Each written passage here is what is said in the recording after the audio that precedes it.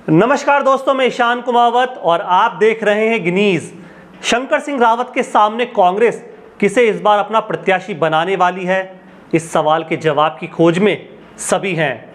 क्या मनोज चौहान को टिकट थमाया जाएगा या पारस पंच को फिर से रिपीट किया जाएगा या एक बार फिर नया चेहरा मैदान में दिखाई देगा? आज की वीडियो में इसी पर चर्चा करने वाले हैं, क्योंकि ब्यावर की सीट पर मुकाबला 2023 में भी रोचक होने के जबरदस्त समीकरण बने हैं। तो कौन होगा कांग्रेस का उम्मीदवार, आइए समझते हैं। कांग्रेस के लगातार चुनाव हारने के कारणों में सबसे बड़ा कारण एक ये भी रहा कि कांग्रेस ने सही समय पर सही प्रत्याशी को टिकट नहीं दिया।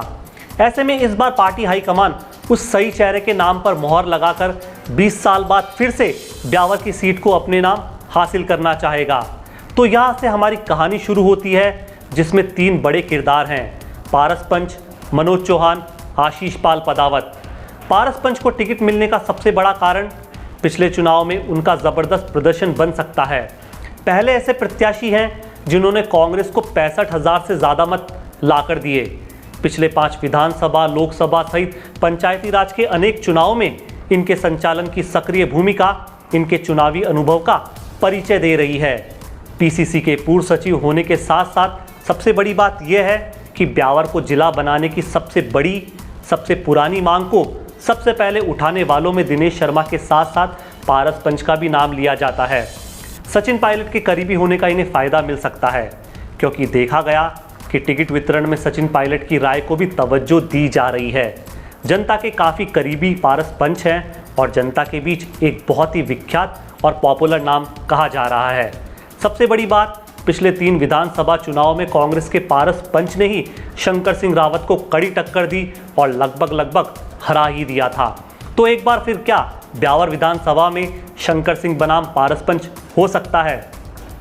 लेकिन मनोज चौहान की उम्मीदवारी को यूं हल्के में नहीं लिया जा सकता, क्योंकि पिछले 1 साल से कांग्रेस की मशाल को हाथ में लेकर खुद को सबसे प्रमुख और बड़ा दावेदार दिखाते आ रहे हैं।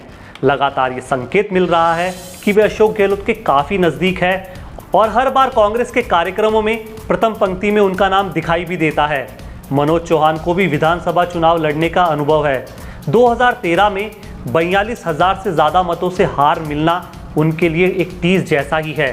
पर दोस्तों, आपको बता दें कि 2013 मोदी लहर वाला साल था, जहाँ पे अच्छे दिग्गजों ने अपनी ज़मानत जब्त करा ली थी, उनकी नैया डूब गई थी। ऐसे में मनोज चौहान की हार का कारण ये भी था और दूसरा कारण था कि एक तरफा भाजपा के पक्ष में लोगों ने वोटिंग की, लेकिन इस बार समीकरण अलग है, हालात अलग हैं और मनोज चौहान इस बार जीत के एक बड़े दावेदार भी कहे जा रहे हैं।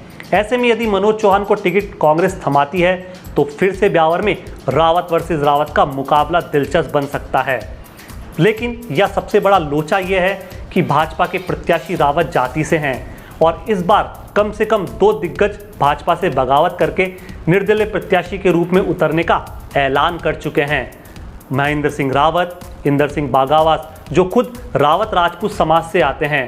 एक बहुत बड़ा वर्ग रावत राजपूत मतदाताओं का भी ब्यावर विधानसभा क्षेत्र में है। ऐसे में अगर कांग्रेस जातीय समीकरण में नहीं फंसना चाहे तो फिर तीसरे नाम पर अपना दांव खेल सकती है और ऐसे में आशीष पाल पदावत को इसका तोहफा मिल सकता है। वैसे पिछले 6 विधानसभा चुनाव में देखा गया कि हर बार कांग्रेस ने अपना उम्मीदवार बदला। ऐसे में इस बार भी ऐसा हुआ तो आशीष पाल पदावत की लॉटरी खुल सकती है और शंकर सिंह रावत के सामने उन्हें मैदान में उतारा जा सकता है। पदावत की दावेदारी को हम इसलिए भी मजबूत कहेंगे क्योंकि ब्यावर विधानसभा में बदलाव की सुगबुगाहट है। नए और युवा पर भरोसा दिखाने का मन बनाया जा चुका है। आशीष पाल पदावत ब्यावर लघु उद्योग संघ से जुड़े हैं। ब्यावर एक औद्योगिक नगरी है जहाँ करीब 1,000 से ज़्यादा माइंस और मिनरल्स की फैक्ट्रियाँ स्थापित है और यहाँ पर काम करने वालों की तादाद का एक बहुत बड़ा वर्ग सीधे तौर पर आशीष पाल पदावत से जुड़ा है। पदावत की पारिवारिक पृष्ठभूमि पर गौर करें तो ये 4थी पीढ़ी है जो कांग्रेस में रहकर पार्टी के साथ खड़ी है।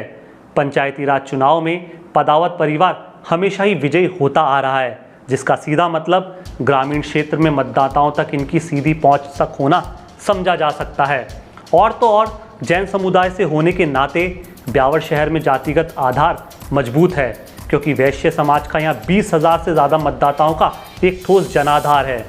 आशीष पाल पदावत को कांग्रेस के कई अन्य दिग्गजों का भी समर्थन मिल रहा है, जो भी इनकी टिकट की दावेदारी पर अमिट मोहर लगाता है। हालांकि फिर भी कांग्रेस प्रत्याशी को लेकर तस्वीर धुंधली ही है, क्योंकि कई दिग्गज जयपुर दिल्ली में डेरा डाले हुए बैठे हैं, इस जुगत में हैं कि किसी तरह उन्हें इस बार कांग्रेस का टिकट मिल जाए। खैर 2-3 दिन में प्रत्याशियों की सूची और तस्वीर साफ हो जाएगी, लेकिन आपसे फिर वही सवाल कि ब्यावर से कांग्रेस को किसे प्रत्याशी बनाना चाहिए, कमेंट बॉक्स में अपनी राय ज़रूर दें। शुक्रिया, बहुत बहुत धन्यवाद।